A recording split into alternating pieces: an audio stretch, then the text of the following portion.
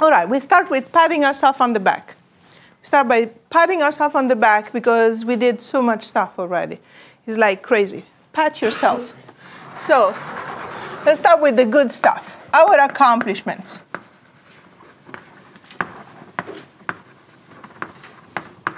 Our accomplishments is that we pretty much know how to deal with bars in axial loading.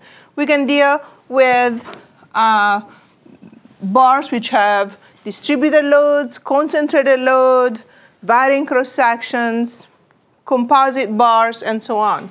So we can actually use these skills to, design bars in axial loading. So we can design them. We did some design problems. The typical thing that you want to know when you design a bar for an application is what is called the axial stiffness of the bar.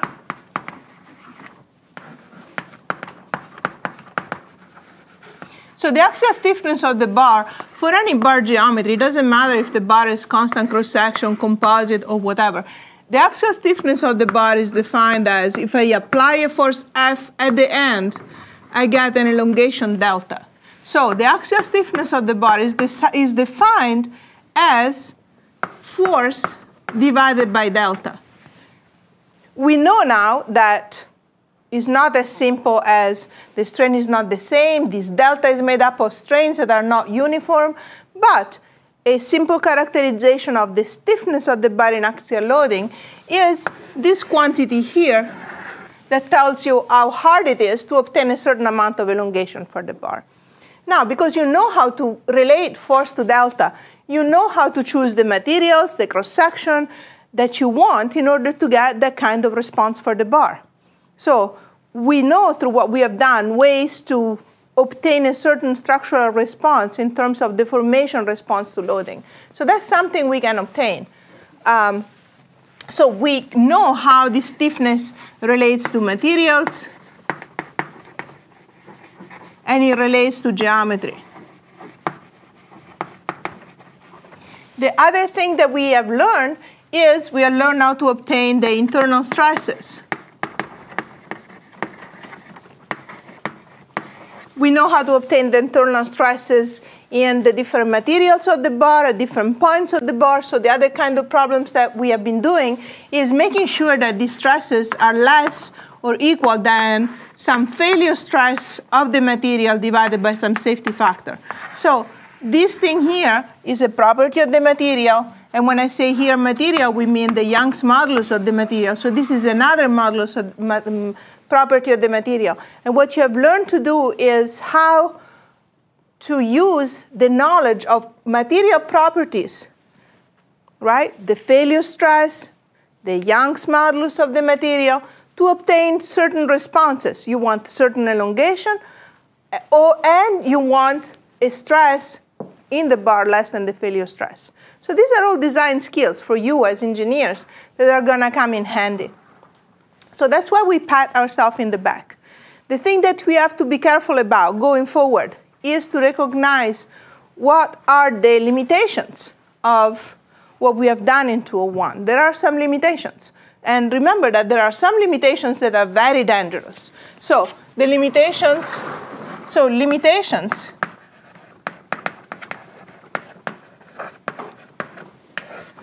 and let's start from the dangerous limitations, okay? So what are our dangerous limitations? We already discussed one problem that we have. That is, in our assumptions, we always say the bar varies the cross-section varies smoothly, and things like that. So one thing that we have not discussed at all is the danger of stress concentrations. Stress concentrations are bad. So stress concentrations happens every time your cross-section changes.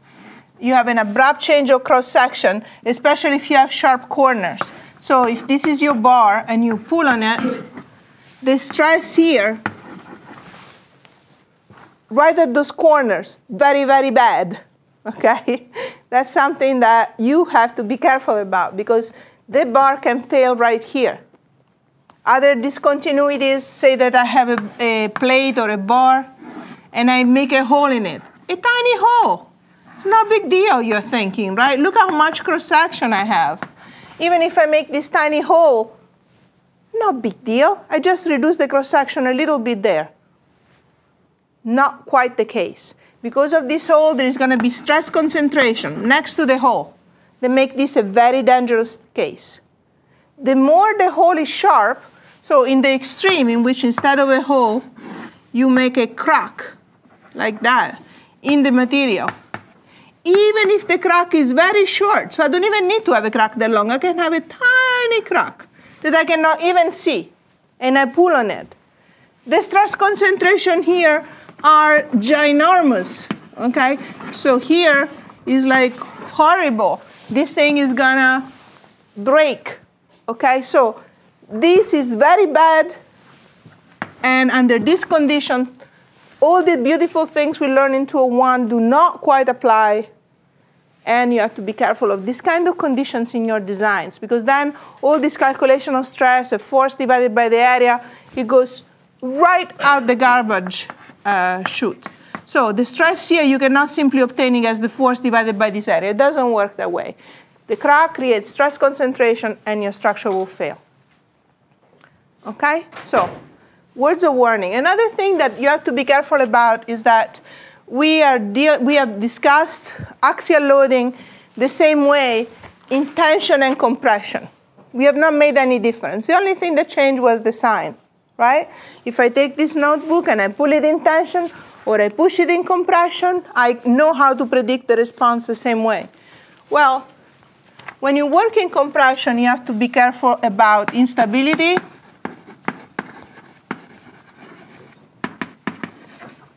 and what is called buckling, which is an instability of the structure. So if you have a bar and you start compressing it, you put a little force on it, it behaves like it does in 201, right? So if I plot, this is my elongation and this is my N, and I'm worried now about compressive load. So this happens in compression. So that's where this danger comes in. As I keep increasing the axial force, I'm just going to have a behavior like 201 told me I should have. I have a linear relationship between negative axial forces and negative elongation, and the more I push on it, I go up along this linear thing. As I continue pushing, all of a sudden, as I push on this thing, something happened, right? See that? What was that? Even if this notebook was perfectly straight, at some point, if I reach a certain critical load, this happens when I hit a critical load. At that critical load, the notebook decides, you know what? I'm not going to stay in the plane anymore. It is not energetically viable for me to remain straight. You keep pushing on me, and I'm going to buckle under load. Dangerous, because buckling instability, they do not give you any warning. Everything seems to be fine, fine, fine, fine. You push, and then all of a sudden, for the load goes above a critical load for buckling, boom, goes your displacement, and your structure goes. Okay, so when you work with structures in compression, you have to be careful about loading instability due to buckling. And that also brings to mind another thing, that is, in all our design up to now, when we design the cross-section with 201, to us, a cross-section that looks like this, or a cross-section that looks like this, or a cross-section that looks like this,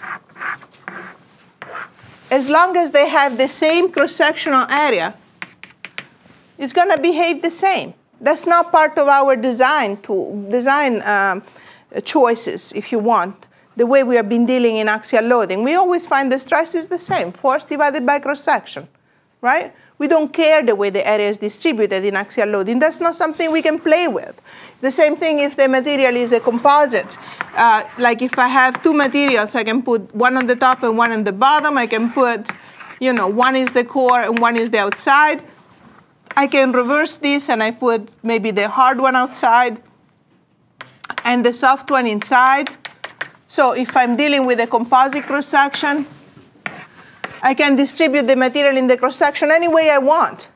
But in reality, at the end, my stiffness is going to be area times modulus plus area times modulus.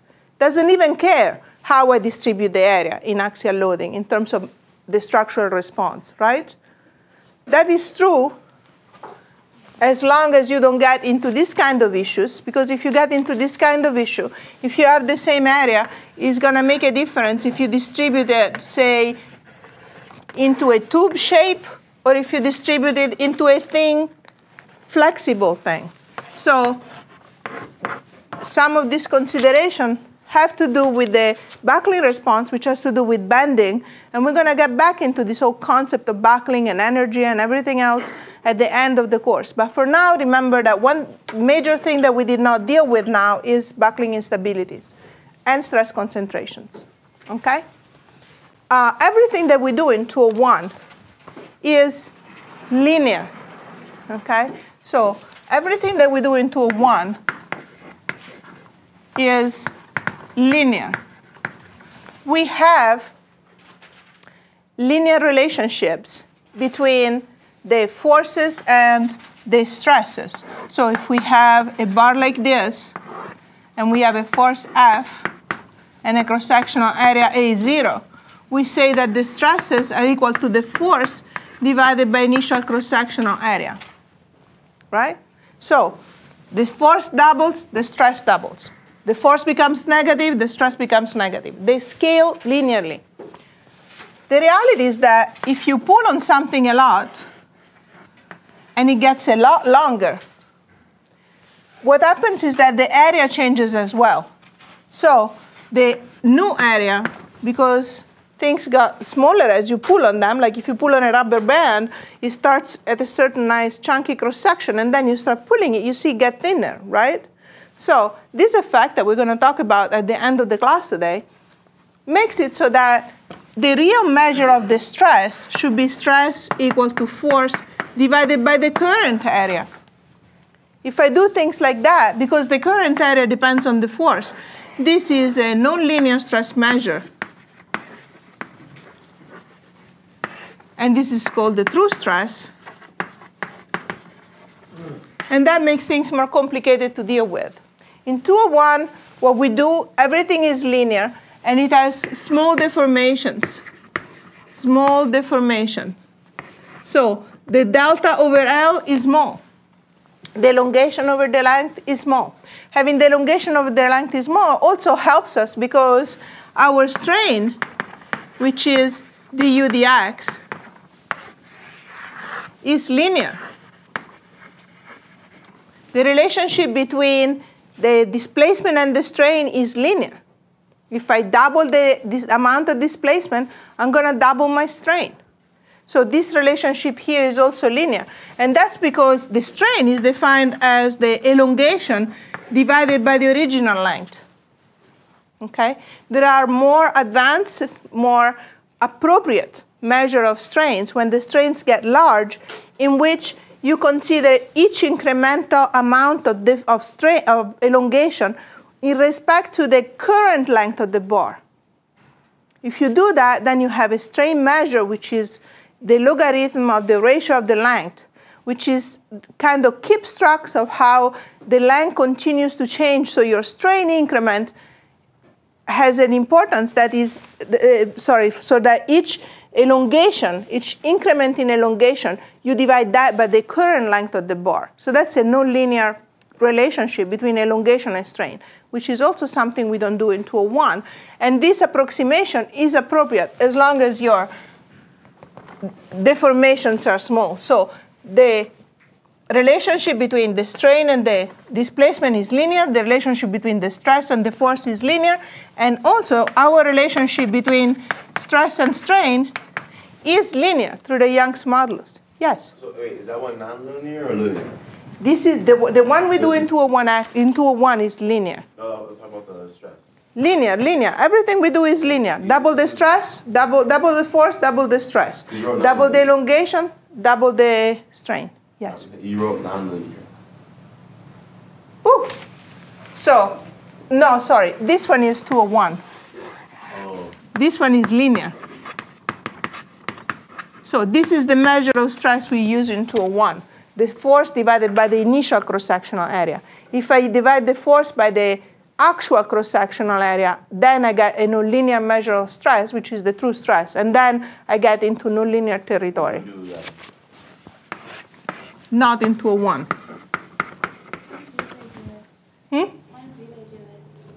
When do we do it? The large deformations?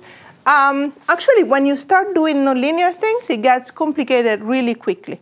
So I think more advanced structural mechanics class, like 202B, deals a little bit with these nonlinear measures, but really, you do nonlinear solid mechanics in graduate school.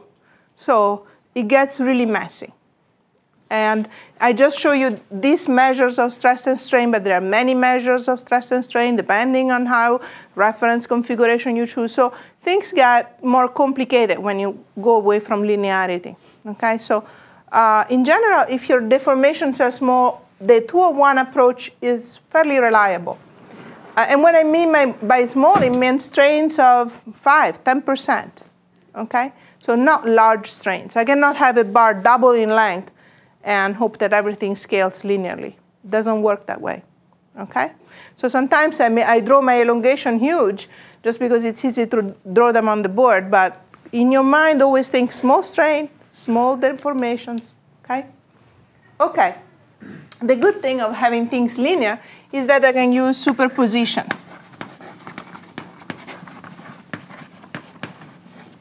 Superposition is a fantastic tool that helps you. Once you have done a job, you don't need to do it again, okay? So say, for instance, that I solve this bar here, in which I put a force W on the bar. I know the solution of this. So this is my first problem. What I mean by knowing the solution is that I know what is N1 of X. I know what is the strain of X. I know what is the stress. I know what is the displacement. I know everything of that problem. I solved it. Then I do another problem, problem 2, in which now I take the same, so this is important. I take exactly the same structure, same boundary condition, same cross-section, same length, same everything. Okay, so the structure stays the same. But now I apply the load here, say a load P, like that. I solve this problem. So now I have N2 of X. I have epsilon 2 of X. I have everything for that problem. Once I've done this, if somebody comes to me and say, you know, remember your friend this bar here? Take it again, but instead of doing just P this way, just do maybe 2W this way. And instead of P, put 0.5 P, half a P. That way. Well, guess what? The solution to this problem is going to be minus 2 times N1 of X plus 1/2 N2 of X. The solution of this problem, which is a superposition of these two, a linear superposition, is 2 times this problem plus 1/2 minus 2 times this problem plus 1/2 this problem. The solution to this, I don't need to redo all the algebra. I'm done. I have this solution. I have this solution. I superpose the solution, and I am done. It's fantastic. So you know your problem 1 for this nasty homework I gave you? Problem 1, the bar was the same bar you had in the previous homework.